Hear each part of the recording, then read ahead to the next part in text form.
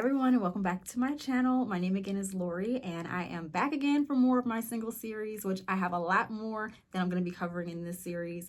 Last week, I talked about my dating experience and what that was like for me. I spent 8 years single, almost my entire 30s, and during that time, I went through a lot. This is my third video in the series. In the first video, I share how I found love at 38 after being single for 8 years. And in the second video, I talked a little bit about my dating experience, which I'm going to go deeper into in future videos. And today I'm going to talk about what that dating experience led me to, which was finding contentment while single. My hope with the series is to give encouragement through my story, not as a guide or a blueprint, but just a reminder that there are people out there that know what you're going through. I am happily married. I have a almost 3-year-old son. So my hope is that hearing my story just gives you encouragement that you can one day have a story to share too, because I never thought that I would. And in my last video, I mentioned that while marriage and having a child is a beautiful experience and something that I hope that everyone gets to have, if that is something that they desire, but it is important to not make marriage or having a child an idol. And that's something I'm going to take on in this video by starting off with a hard but very necessary truth. It is extremely easy to make marriage an idol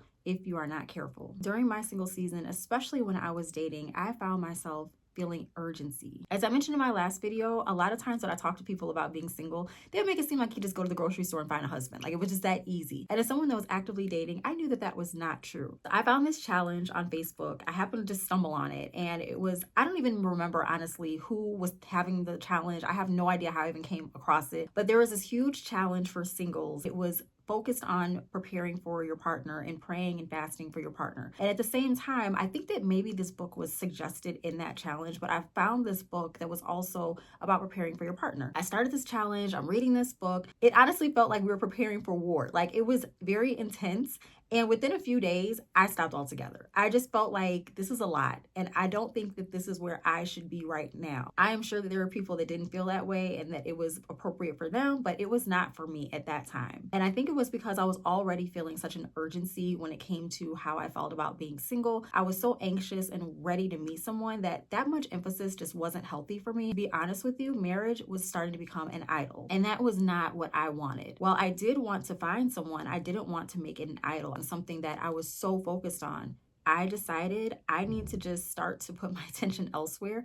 I can't put so much emphasis on wanting to get married and wanting to find someone. While I was dating, because there was so much urgency, I found myself dating without discernment, focusing too much on my single season coming to an end, which led me to compromise the type of guys that I was even dating. Exactly the type of person that I wanted to meet if they didn't have all those qualities, some of which were very important values to me. Because I was feeling such urgency, I found myself compromising. All of that led me to focus on what I needed to do at that time, which was learn how to be content in that season. I mentioned in my last video how I spent time dating myself, and that was such an important journey for me. It taught me how to not only be content, but how to enjoy my own company. I know so many people that couldn't believe how much time I was spending by myself and the things that I was doing, like going out to eat, going to plays, movies, concerts, because they couldn't imagine doing those things without someone. And I would always tell them that you should just give it a try. You might surprise yourself in how comfortable you are and how good it feels. And it also gave me confidence that I can enjoy my own company. It helped me not feel like I needed to be in the company of a man or have someone by my side to enjoy myself. There was nothing that I was limited in doing because I didn't have a date or someone to take me.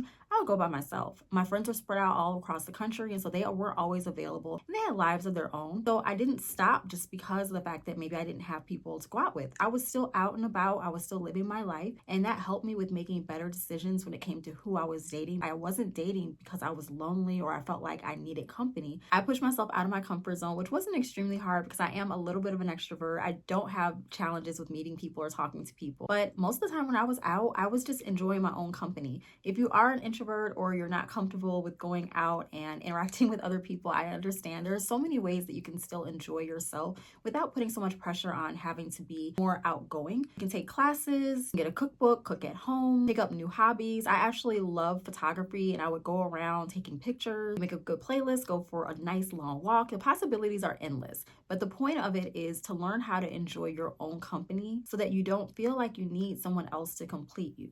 One of my coworkers actually told me that they met someone that was around my age, and they expressed how difficult it was being single and how they were hoping to meet someone. And my coworker used me as an example of someone that's happy being single and that was living their life and wasn't letting that stop them. And I told her, to be honest with you, I relate to them. It is not easy. I feel their pain. I feel how difficult it is. My going out doesn't mean that it's removing the feelings that I have, which is I would love to have a partner to do these things with. However, I'm just not going to let that stop me. That doesn't mean that how they feel is different than how I feel. I feel the exact same way. I just had to change my perspective and learn to not wait on anyone and start living my life and find contentment in it and not just go through the motions either. I truly, really did have a lot of fun by myself. Getting to the point where I wasn't going through the motions was probably the best part of that single experience, and learning how to be content with my own company, because I look forward to time by myself. Sometimes my friends would ask me to go out and I would be like, I kind of have plans. And it was doing something that I wanted to do alone. When you get to that point, it feels amazing. Then you know you're not going to settle or compromise or give up your peace or your time for just anybody. It's got to be someone special because you love time with yourself. Don't get me wrong, it was not always easy. Holidays, if you're from Chicago, you know how fun the summer is. Wanting to have people that I can hang out with was always something that I wish that I had when my friends weren't available. But learning how to be content taught me how to find things that I can do to keep myself busy so that I wasn't wasting my time with the wrong company just to fill a void or because I was lonely. And it took time, but to this day, I am very protective of my peace because of how much I created during that season of contentment and learning how to enjoy my own company. And that was one of the reasons I knew my husband was the one also. I enjoyed spending time doing the things that I love to do by myself with him. And funny enough, that's one of the things that he loved so much about me too. He loved that I went out and I didn't let life stop just because I didn't have a partner. In my next video, I'm going to talk a lot more about another part of my contentment journey, which was getting to a place where I had to say, what if? What if becoming a wife or a mom is not for me? What if it doesn't happen? What will my life look like? And will I be able to be content? I want to do an entire video on that because there is so much that I learned during that season. That was the hardest thing that I did during my single journey. Having to sit down and ask myself, will you be able to be happy if you do not become a mom or if you do not get married? What will your life look like? Will it still be worth living? That was extremely hard. I had to grieve the thought that I may never have two things that so many people have that I wanted, and I wanted for such a long time. Around that time, I went to a service with my church and my pastor spoke about the land of milk and honey. He's done sermons on that before, but this time he said some people may have things that they want to happen in their life and it may not happen for them. That sat with me for days. I couldn't stop thinking about that. There were so many things that I was still praying for and wanting in my life that hadn't happened. And I had to ask myself, what if being a wife and a mom is one of those things that is just not meant for me? I've always journaled, and I actually found the journal where I wrote down my thoughts and what life would be like, how I felt with the possibility of not being a wife and mom. And I'm going to share that in my next video. But I had to grieve. There were tears. It was heartbreaking. It was one of the most painful things that I had to accept. As painful as it was, and as much as I had to grieve the idea that maybe I'm not going to become a wife and a mom, when I wrote down what life would hold for me if I never had those things, I was shocked to see that there was still so much to look forward to and that my life was not going to end. I still had so much that I can accomplish in my life and that held value. My worth was not going to be dictated on the fact that I was a wife or a mom.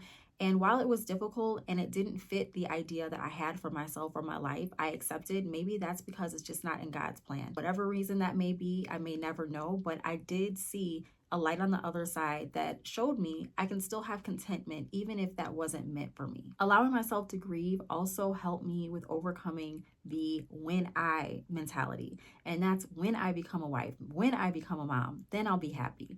That was how I felt at the time. Grieving the thought that those things may not ever happen for me forced me to have to learn how to be happy, knowing that I can't wait for something that may or may not even happen. I think sometimes we can find ourselves celebrating people when they have big things happen. Maybe they've graduated, they purchased a house, they have a job promotion, they've gotten married, they have a child, they have these huge accomplishments. And it can make you feel like until you have those things, you don't have a lot to be happy and excited for. It minimizes the life that you have and the experiences that you have when they're important and special and beautiful too.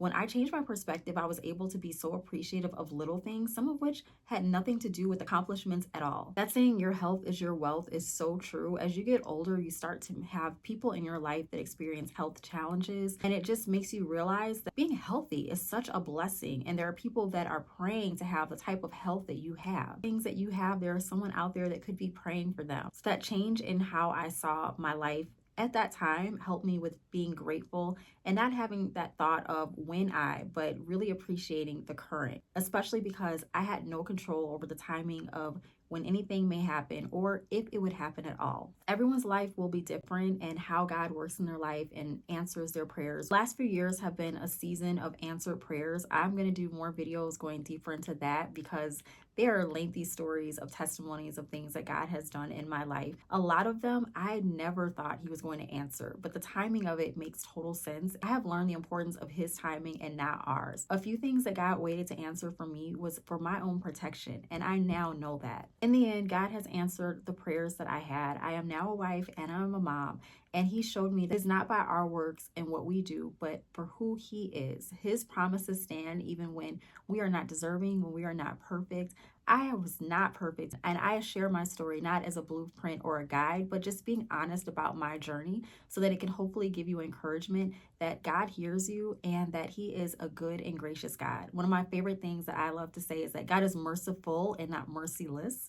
And it can feel that way when you're waiting on something, especially if you see other people receiving it. It can feel like, God, are you forgetting about me? Are you passing me up? Just from my story, I can tell you that he hears, and there could be something that he wants you to focus on. And in my case, it was learning how to be content. That is one of the greatest gifts that I received during that time. And I think it's something that everyone can learn. I've seen so many comments from people that wonder if there's something that they've done wrong, if that's why things haven't happened for them yet. And I can't speak to anyone's journey, what God has for you, but I do know that if you learn his promises, you will be able to start living your life with trust and faith, even if it feels like something that you're waiting on is not going to happen. If you are in a waiting season, it is a special time for you to learn what God wants you to hear during that time. I learned so much about myself that I needed before he started to answer my prayers, and it's going to look different for everyone. But if marriage and motherhood is a deep prayer of yours and something that you desire, then trust and believe that it will happen for you in God's timing. If he has different plans for you, I promise you that your life will still be full and meaningful. He never leaves us empty. My next video, as I mentioned, I'm going to go deeper into the what if and what that felt like and the thoughts that I had when I had to accept what if it was not meant for me to be a wife and a mom. Leave a comment with what's helping you find contentment in your waiting season, or if this video helped you change your perspective and gave you encouragement. Don't forget to like, follow, and subscribe, and I'll see you in the next video.